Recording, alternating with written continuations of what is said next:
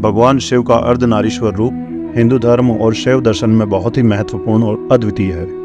आज हम इसी अर्धनारीश्वर रूप के बारे में विस्तार से जानेंगे, जिसमें सबसे पहले इस रूप का महत्व और उसके बाद कथा के बारे में जानेंगे। नमस्कार मित्रों, मेरा नाम है मयंक। आइए जानते हैं भगवान भोलेनाथ के इस अद्भुत रूप के बारे में। अर्धनारीश्वर शब्द 3 शब्दों से मिलकर बना है। अर्ध जिसका अर्थ है आधा, नारी जिसका अर्थ है स्त्री अर्थात मां शक्ति, और अंत में ईश्वर जिसका अर्थ है भगवान या देवता अर्थात भगवान शिव, जो यह दर्शाता है कि शिव और शक्ति एक ही हैं और दोनों का अस्तित्व एक दूसरे के बिना अधूरा है। अर्धनारीश्वर रूप का प्रतीकात्मक महत्व, सृजन और संहार का संतुलन। अर्धनारीश्वर रूप यह संकेत देता है कि सृष्टि के निर्माण, पोषण और संहार का संतुलन पुरुष और स्त्री दोनों की शक्तियों के मिलन से ही संभव है। पुरुष और प्रकृति का संयुक्त स्वरूप, यह रूप शिव और पार्वती के मिलन का प्रतीक है। पुरुष तत्व स्थिरता और चेतना का प्रतीक है, जबकि प्रकृति तत्व गतिशीलता और सृजनात्मक ऊर्जा का है।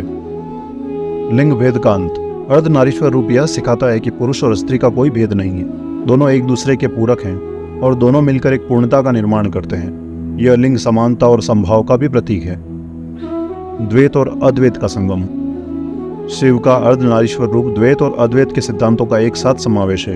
यह रूप यह इंगित करता है कि जगत में द्वैत और अद्वैत एक ही तत्व के 2 पक्ष हैं। आइए मित्रों, अब जान लेते हैं अर्धनारीश्वर रूप की कथा। अर्धनारीश्वर रूप की उत्पत्ति की विभिन्न कथाएं हैं। उनमें से एक प्रमुख कथा इस प्रकार है। पुराणों के अनुसार एक समय भगवान ब्रह्मा सृष्टि की रचना कर रहे थे, लेकिन उन्हें सृजन कार्य में कोई संतोष नहीं मिल रहा था। उन्होंने भगवान शिव से मार्गदर्शन मांगा। तब भगवान शिव ने अपनी इच्छा से स्वयं को 2 भागों में विभाजित कर दिया। एक भाग में वे स्वयं रहे और दूसरे भाग में माता पार्वती के रूप में प्रकट हुए। इस प्रकार शिव का आधा शरीर स्त्री का और आधा पुरुष का हो गया।